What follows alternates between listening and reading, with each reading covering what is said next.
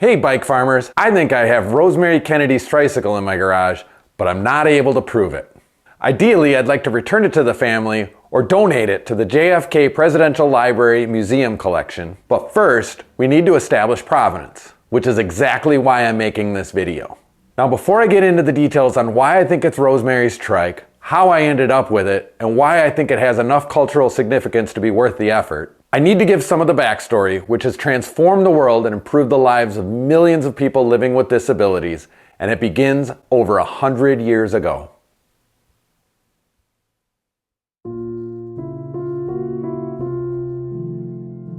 Rosemary Kennedy's struggles began at birth. In September of 1918, just 13 months after her brother, President John F. Kennedy, was born, her birth was forcibly delayed when the doctor was unavailable due to the recent outbreak of the Spanish flu hitting Boston at the time. Nurses forced her mother to close her legs and physically held Rosemary in the birth canal for 2 hours, depriving her brain of oxygen. This is believed to have led to developmental disabilities as a child. Through her childhood, Rosemary had the loving support of her 8 siblings as they did their very best to include her in all activities, while her parents struggled to find an environment where she could thrive. This usually meant Catholic convent schools, which removed her from her family and caused further emotional stress on Rosie. In her teens, her father, Joe Sr., became the U.S. ambassador to the United Kingdom, and the family moved to London. It was here that Rosemary finally found her place in a Montessori school on the outskirts of town. Rosemary thrived in London, even being presented as a debutante to the King and Queen.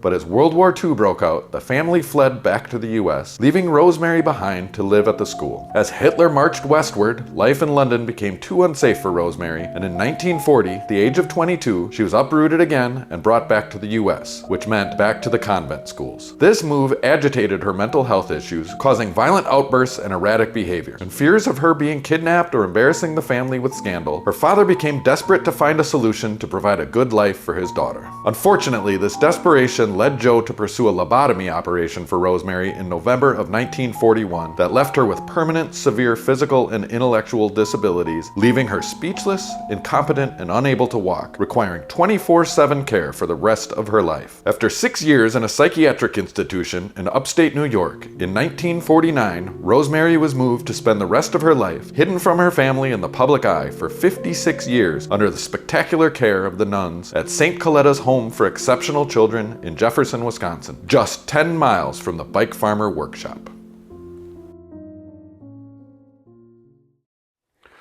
Whew! You just never know what bike farming is going to lead you to.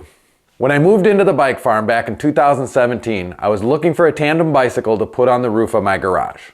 After a few weeks of searching, I answered a Craigslist ad for the perfect bike for sale by the groundskeeper of the now vacant grounds of St. Coletta School for Exceptional Children, where Rosemary Kennedy lived the last 56 years of her life. As I met Steve to pick up the tandem, I noticed a blue Sears trike from the 60s or 70s located in the equipment shed. So you have to understand, with my mobile bike shop, I'm in people's garages all the time, and I'm always on the lookout for extra bikes.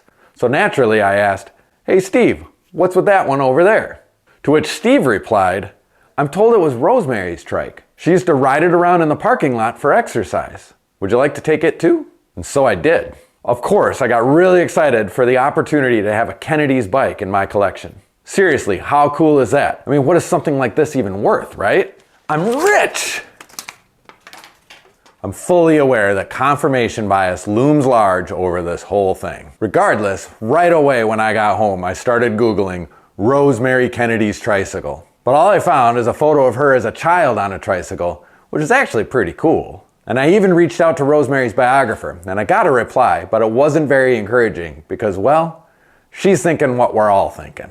Wouldn't a place like St. Coletta's have an adult trike around for any one of the hundreds of residents to use as they please? So, without any more provenance than "Steve told me so," I really don't have much more than a crappy old Sears trike. Still, I think there's enough meat left on this bone for me to keep working at it. Allow me to explain.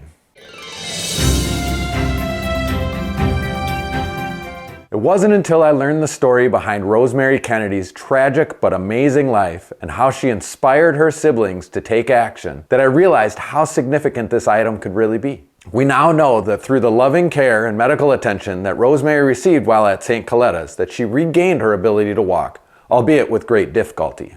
It It was reported that this was achieved by replacing the psychiatric medications prescribed by the doctors in New York with regular exercise and activity with the nuns in Wisconsin.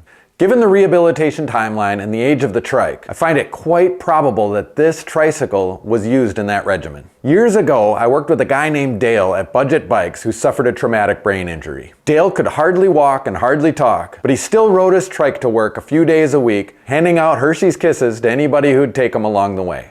I'm pretty sure this was the highlight of Dale's life after his accident. It's easy for me to imagine the same thing for Rosemary and her life on the St. Coletta's campus.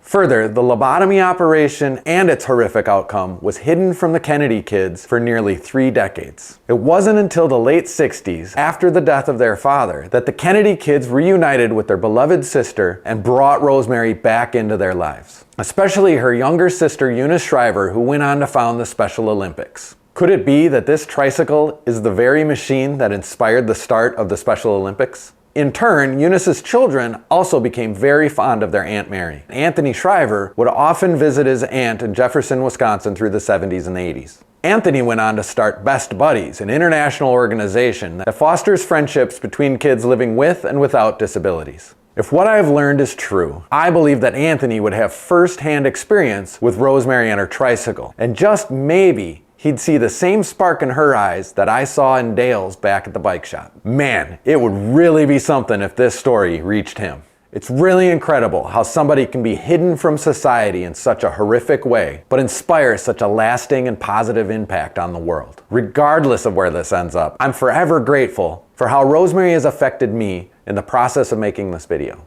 Now, I've already reached out to Best Buddies and the JFK Library to gauge family interest. I'm waiting for replies from both organizations, and I plan to send some follow-up messages. Knowing it's a bit of a long shot, I'm hoping that if I share the story here, one of my viewers might see it and be inspired to help confirm or dismiss my suspicions on whether or not groundskeeper Steve is a big fat liar.